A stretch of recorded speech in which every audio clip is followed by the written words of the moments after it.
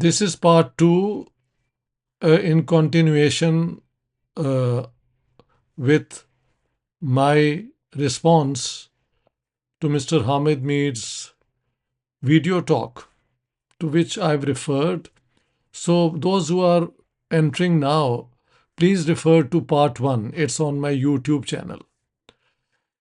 You see, in the first 10 minutes, there was a mixture of things, one substantive and one rhetorical. The rhetoric we deal partly today. The substantive was why the 14th of March, 14th of August for Pakistan, and 15th of August for India.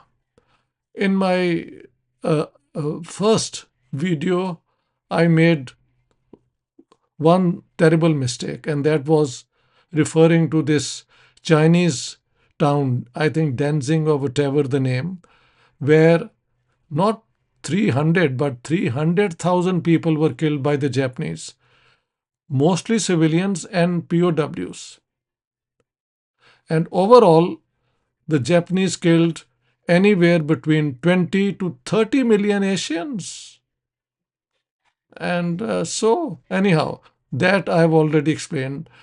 This slip of tongue I needed to correct.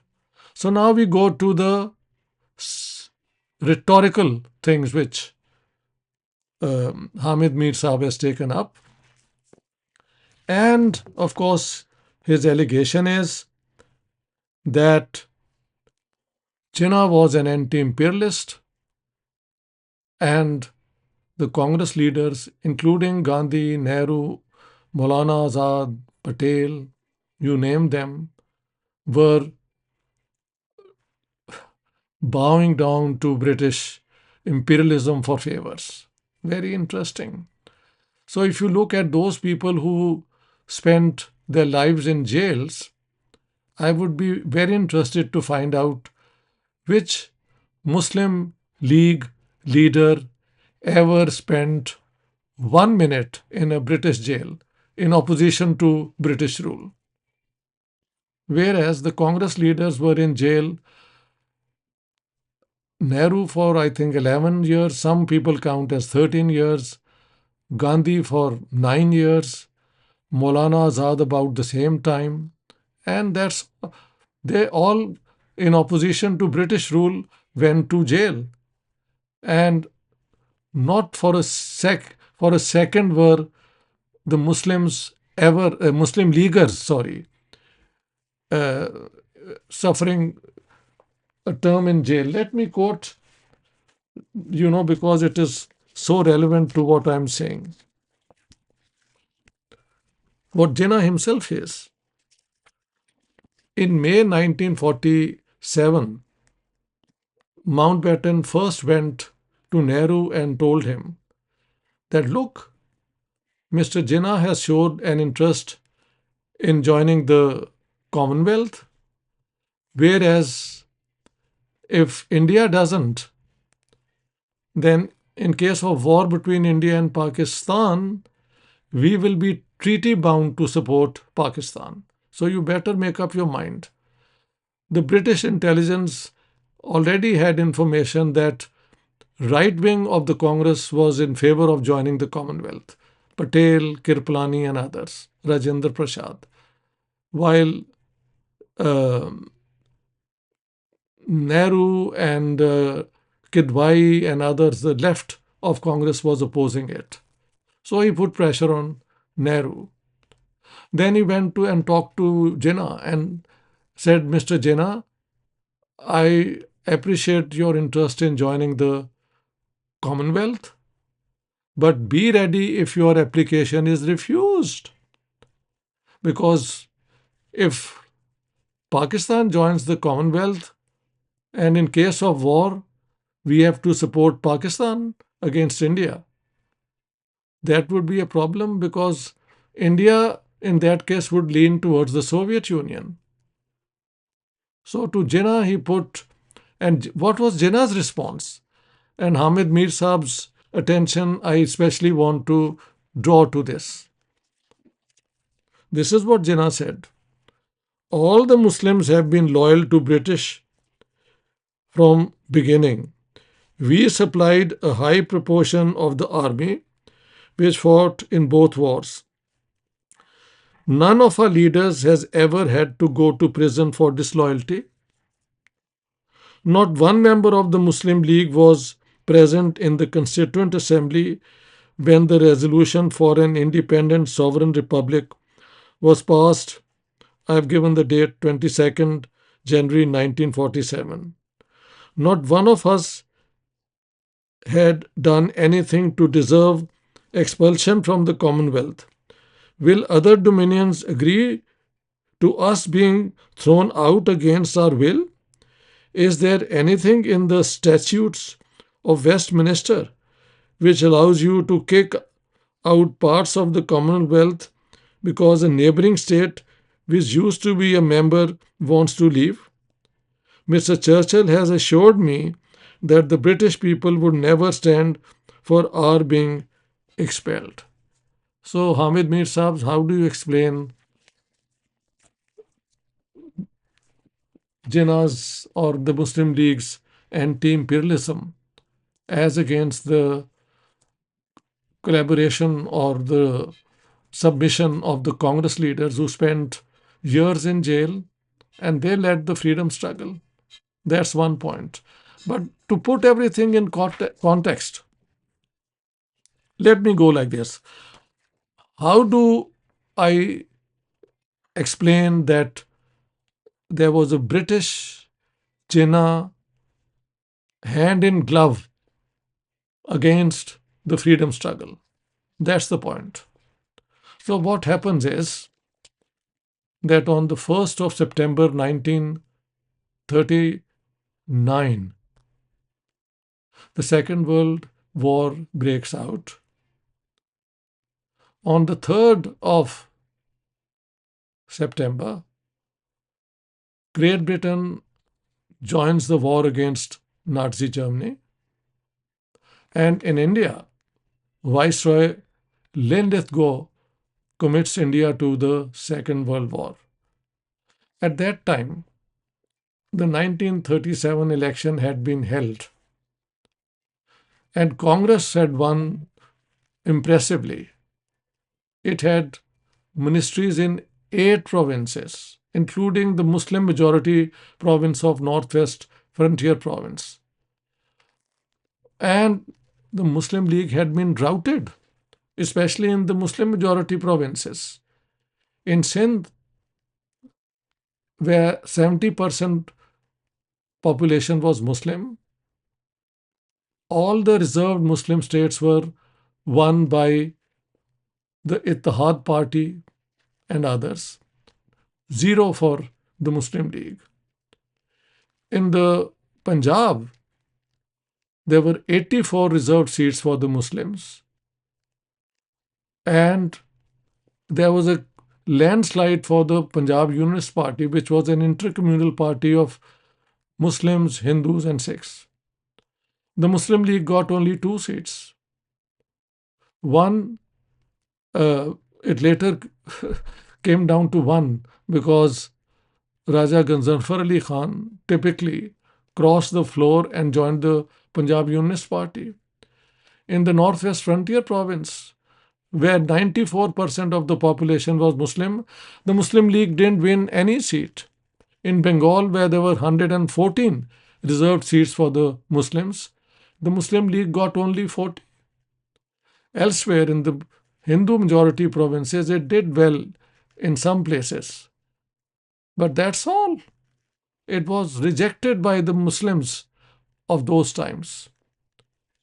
So, when the Second World War breaks out and Lilithgow commits India to the war, first Gandhi goes and meets Lilithgow and says, I have my sympathies for the British, and I hope the Indian people support Britain in this hour of need. But the Congress High Command rode over it, rejected it, Gandhi's personal appeal. They passed a resolution saying that Britain has committed us to a war without consulting the elected representatives of the people. How can we fight for the freedom of the world against fascism and Nazism when we ourselves are a colony? First, make us independent, and then we will do our duty against the against fascism and for the freedom of the world. Of course, this was intellectually a soundly argued position, but politically out of touch with the reality. Britain, under no circumstance, could give up India. They needed 2.5 million soldiers for the Second World War. And on that occasion, Jinnah Sahib plays his trump card. He goes to Lithgow and says, you should now realize the importance of the Muslim community and that the Muslim League is the sole party of the Muslims. Remember, at that time, the Muslim League had been rejected in the polls, and yet Jinnah was claiming this. And that's when the British started cultivating Jinnah. And let me quote both Jinnah and Lithgow. This is what Muhammad Ali Jinnah says on the 22nd of March 1940 when he made his marathon foundational two-nation speech in Lahore, one day before the Lahore resolution or Pakistan resolution was presented to the public. This is what he says. After the war was declared, the Viceroy, that is Lord Linlithgow, naturally wanted help from the Muslim League. It was only then that he realized that the Muslim League was a power.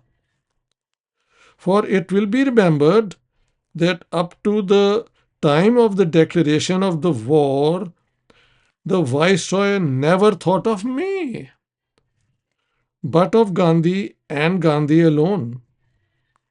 And this is what Jinnah is saying. And what does Linlithgow say in response? This is what he says.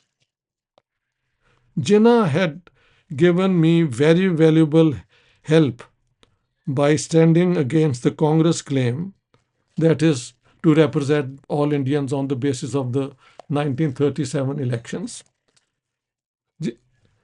Congress claims, and I was duly grateful. Linlithgow was grateful to Jinnah. It was clear that if he, Mr. Jinnah, had supported the Congress demand, the strain upon me and His Majesty's government would have been great indeed. I thought, therefore, I could claim to have a vested interest in his position. So I think after this, I will explain why, until that will be the uh, talk, the third part of my response to Mr. Hamid Mir. In the third part, I will show that Britain did not want to make India independent at all, not even as a dominion.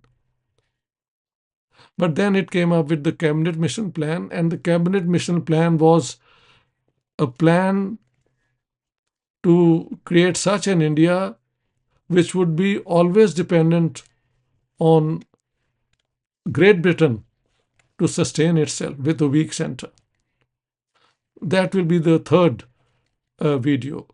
Here, I just want to now respond to the another rhetorical thing which Hamid Mir Saab has taken up, that he gives proof of the Muslim League being an anti-imperialist party by quoting PC Joshi, the Secretary General of the Communist Party of India.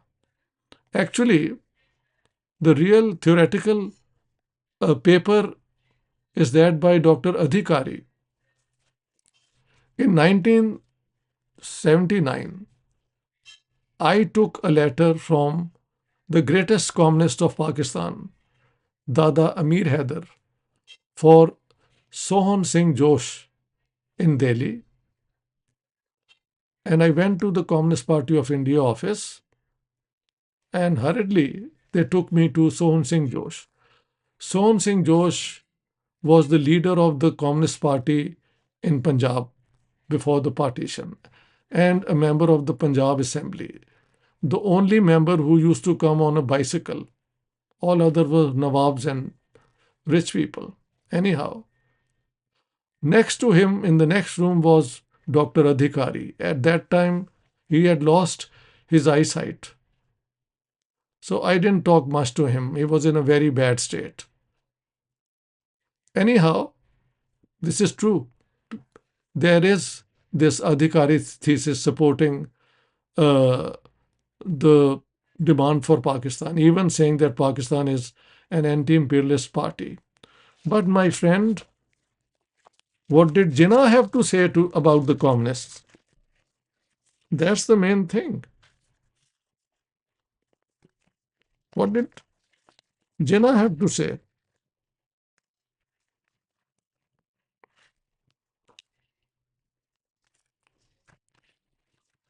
Let me see where I've. Jinnah's warning to the communists. This is very interesting. Of course, this Adhikari thesis and Joshi's statement meant, and later they had said to the Muslim communists to join the Muslim League and make it a progressive party. So, and I know all of them who did. Siyar Aslam, Abdullah Malik, Faiz Ahmed Faiz, Dada, what was his name? The other Dada, Firozuddin Mansoor, Fazl Rai Qurban. They all jumped onto the Muslim League after the Communist Party had given them the signal to make the Muslim League a progressive party. Okay? And of course, Mia Iftikharuddin, who used to finance all the affairs of the Punjab Communist Party. He also he was formerly president of the Punjab Congress Party. He left it in 42 and joined the Muslim League, all on the orders of the Communist Party. But what did Jinnah have to say about the communists? And I quote, this is in my book and it can be referred to the original source. The communists think we are fools. There is some justification in their thinking like that. But they are mistaken. Hands off. Hands off. I say, communists, hands off. We do not want any flag except the League flag, crescent and star. Islam is our guide and a complete code of life. We don't want any red or any yellow flag. We don't want any isms, socialism, communism, or national socialism.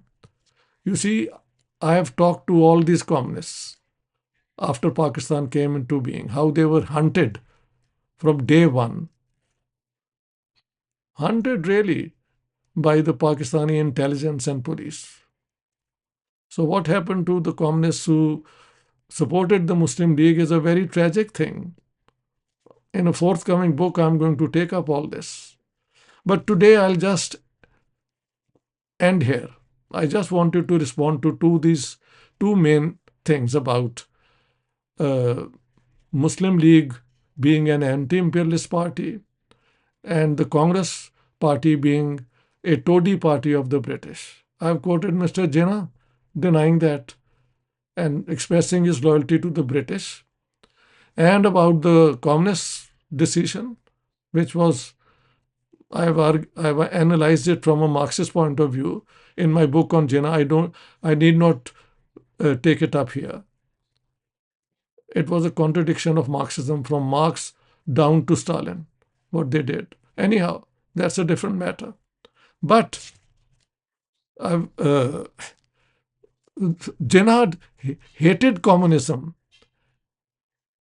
Before Pakistan came into being, he was cultivating the Americans, telling them, we will be your frontline state, both in South Asia as well in the Middle East, where we have religious cultural ties. That will be in the fourth or fifth response to Hamid Mir's talk to which I'm referring. And as I did last time, his video is given in the description. So those who want to uh, listen to what he's been saying, they are welcome to do it. So thank you very much. This is the second one.